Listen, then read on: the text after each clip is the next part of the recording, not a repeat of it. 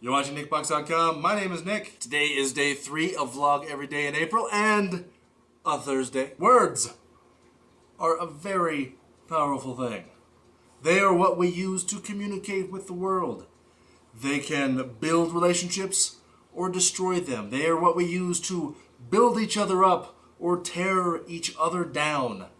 Express emotions and ideas. They are what make the world happen. I pay attention to words. I mean, I'm an aspiring writer, so of course I'm going to pay attention to words.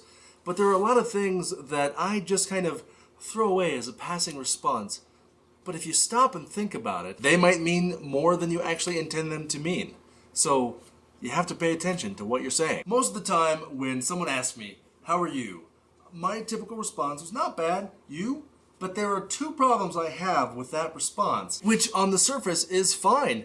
But when you think about it, what you're actually telling the person is the best that you can possibly claim to be is not bad. Seems like an awfully negative statement to me. You're not good, you're not great, you're not fantastic or stupendous or absolutely wonderful. In all of the universe, in the vastness of existence, floating around on this little blue rock orbiting a yellow sun, there exists life who is capable of asking the questions, who am I and what am I? Not only that, but to actually understand the impossibly minute components of the universe and the building blocks of everything that exists.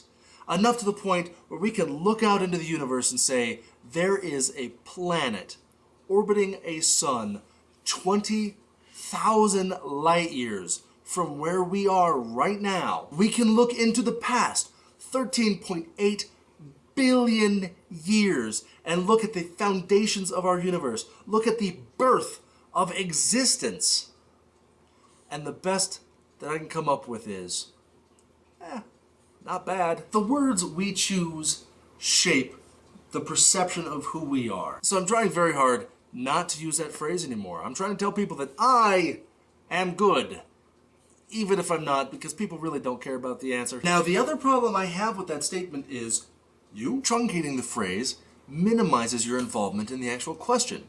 So it makes you think that you're not really interested in knowing the answer. It's just kind of an automated response. It makes it seem like you're more interested if you go through the entire phrase and say, "How are you?" The same thing goes with "I love you." There's so many different ways to say it. I love you, love ya, love you too, you too, which as far as I'm concerned should never be said in response to the word I love you. There's nothing behind it. So if someone says I love you and the only thing you can respond with is you too, chances are you don't. There is nothing more powerful than the full-on phrase. Subtle variations in how something is said changes its meaning, changes the perception of its meaning.